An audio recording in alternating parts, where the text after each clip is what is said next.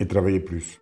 L'élément qui me permet de dire que ça a été très valorisant, c'est que production fermière en Pays Basque, dans les années 80, c'était 0 pour vendre. Et aujourd'hui, dans ce petit territoire, on est 150 producteurs fermiers qui vendons à 80% de la production localement. Si on était parti vers l'industrialisation, on serait avec des races locales qui auraient pratiquement disparu et 600 exploitations au lieu de 1600, quoi. Ça a été quand même quelque chose qui a permis le maintien de l'activité économique, la vie sociale dans les territoires ruraux. Ça permet d'avoir les paysages qu'on a. Le premier cahier des charges de l'appellation d'origine, en le regardant aujourd'hui, on le considérait qu'il était un peu laxiste. Il y a eu deux révisions importantes. La première, c'était les années 90, où il y a eu une crise, c'est-à-dire il y a eu une production de lait très importante lors d'une saison, qui a permis aux industriels de baisser le prix du lait. Juste avant 90, les laiteries nous avaient dit vos brebis sont paresseuses, il faut leur faire produire plus. C'est vrai qu'il y a eu une impulsion importante de la productivité entre 85 et 90. Et ce qui s'est passé, c'est qu'en 91, les principales laiteries ont annoncé qu'il y avait une crise importante avec des surstocks. Et donc ça a été vraiment une très grosse surprise pour les éleveurs. Et dans certains cas, même une révolte. Tu viens de t'installer, tu viens d'investir et on t'annonce le prix de ton lait va baisser de 30%. Et il s'est passé dans nos têtes la même chose qui se passe aujourd'hui dans la tête de beaucoup de producteurs de lait de vache. Il y a un instant de colère, on avait occupé les laiteries, on avait manifesté, etc. Mais à partir d'un certain moment, ensuite se pose la question comment on s'en sort. C'est alors que nous, producteurs de lait de brebis, on a découvert que 10 ans avant, nos prédécesseurs, ou ce qui était toujours un producteur, mais déjà un peu plus âgé que nous, avaient eu l'intelligence géniale, je crois, de créer une AOC ici, qui s'appelait l'AOC Osoirati. Et c'est là qu'on l'a découverte. Et ça a été un peu pour nous comme la bouée de sauvetage. On se voyait en train de se noyer. Et ça a été un peu la bouée de sauvetage à laquelle on s'est raccroché. Au début, peut-être sans trop savoir ce qu'elle pouvait vraiment nous apporter, mais parce qu'on cherchait quelque chose pour s'en sortir, tout simplement. Et c'est ensuite qu'on a découvert toutes ces potentialités. C'était le seul signe de qualité qui était juridiquement reconnu, qui garantissait une zone de production, la nôtre, qui garantissait des races de brebis, les nôtres, et qui garantissait que c'était notre lait qui servait à faire ce fromage. Au départ, c'était une défense de notre intérêt de producteur-livreur. Après beaucoup de confrontations, on est tous parvenus quand même à l'idée qu'il fallait à tout prix faire une promotion et qu'il fallait que dans cette promotion, l'AOC Osoirati occupe une place principale. Osoirati! Osoirati! Osoirati! Osoirati! Osoirati, fromage pur brebis. Osoirati, AOC du Pays Basque et du Béarn. C'est ça qui a permis aux consommateurs de découvrir l'AOC Osoirati avec un film à la télé, etc., avec Osoirati. C'est là qu'en même temps que nos volumes progressaient, en même temps, le prix du lait chaque année progressait. Et dans les années 2000, on a rattrapé le niveau de 91. Mais on monte pour séparer les brebis d'abord des troupeaux voisins. Et on les descend vers notre parcours. Donc, tous les jours, c'est le rituel. Et là, il y a un bélier du voisin. Là, Edson.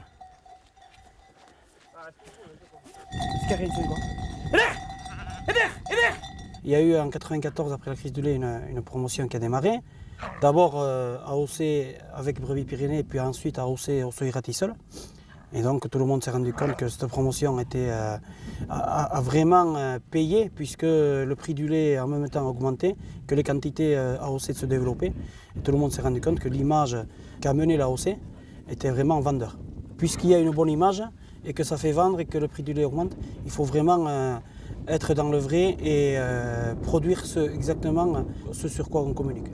Ce sur quoi on communique, c'est les races locales, c'est la montagne, c'est l'herbe. Oui, oui. Le savoir-faire du berger, c'est de conduire son troupeau toute l'année, et en particulier la transhumance aujourd'hui. C'est vraiment la racine de notre AOC, quoi. C'est un savoir-faire. Pendant qu'on est en transhumance, on fait des foins en bas.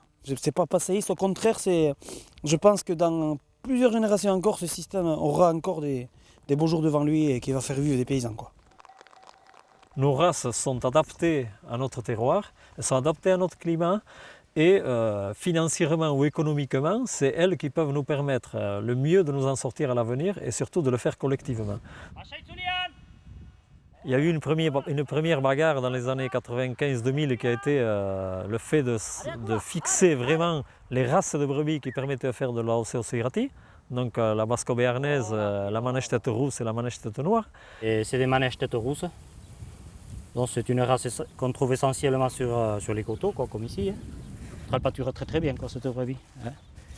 Et comme pour faire du bon fromage, bon, ben, l'ABCD de l'alimentation de la brebis, c'est la pâture. Vous allez n'importe où ici, vous allez trouver les bêtes, même en hiver, bon, à part le soir bien sûr, elles sont dehors. Autour des années 2000, à partir de cette bataille des races, on s'est rendu compte que notre cahier des charges au niveau production, au niveau alimentation, était tout à fait minimaliste. Et donc il y a eu des discussions importantes et qui, je pense, ne sont pas encore épuisées, mais dont l'essentiel, quand même, je crois, a été réglé par un accord qu'on a eu entre toutes les tendances de producteurs. Il y a des choses fondamentales qui aujourd'hui paraissent acquises, mais qui, au début de la discussion, ne l'étaient pas tout à fait. La première, c'est par exemple la saison de production. Et donc, dans le cahier des charges, on a fixé cette saisonnalité. C'est-à-dire qu'il y a 4 mois de non-traite obligatoire. Ce qui a été fixé aussi, c'est l'importance de la pâture. Et ça, on l'a fixé aussi dans le cahier des charges. On a fixé aussi qu'on ne pouvait pas toucher au génome de la brebis. Ensuite, pas d'OGM dans l'alimentation. On fait surtout attention à la base, c'est-à-dire à l'alimentation des bêtes. Parce que on dit toujours que ce qu'on leur donne à manger, ensuite on le retrouve dans le produit. Et quelque part c'est logique. On nous a toujours appris que pour faire du bon fromage, il fallait du bon fourrage. Bon, et à ça aussi, on y fait attention, quoi, à ne pas donner n'importe quoi comme fourrage. Il y a eu des points un peu plus sur lesquels il y a eu beaucoup plus de discussions, à savoir qu'il y avait des manières de conduire les brebis, je dirais, qui tendaient vers le hors-sol en les nourrissant avec des aliments qu'on achète à des marchands d'aliments sous forme de rations complètes qui permettent de nourrir la brebis tout à fait à l'intérieur. Donc ces rations complètes seront abandonnées à partir de 2011 dans notre cahier des charges. Et puis il y a eu aussi la question de l'ensilage de maïs principalement, qui sera abandonné à partir de 2018 pendant la traite des brebis, qui aussi a posé et pose encore, je pense, est un sujet de discussion. Hein. Il y a eu des bagarres assez dures, il faut le dire, entre paysans, mais je crois qu'au bout, on est arrivé à un accord, et je crois que cet accord, il nous enrichit tous, et j'ai l'impression que vraiment, on fait un bon chemin ensemble parce qu'on s'enrichit mutuellement de choses qui sont tout à fait pertinentes et chez les uns et chez les autres. Et je crois qu'on est arrivé à un compromis qui fait de notre cahier des charges et de notre AOC vraiment une belle AOC. Cette AOC Ossoirati qui a 30 ans aujourd'hui, pour moi c'est un véritable succès.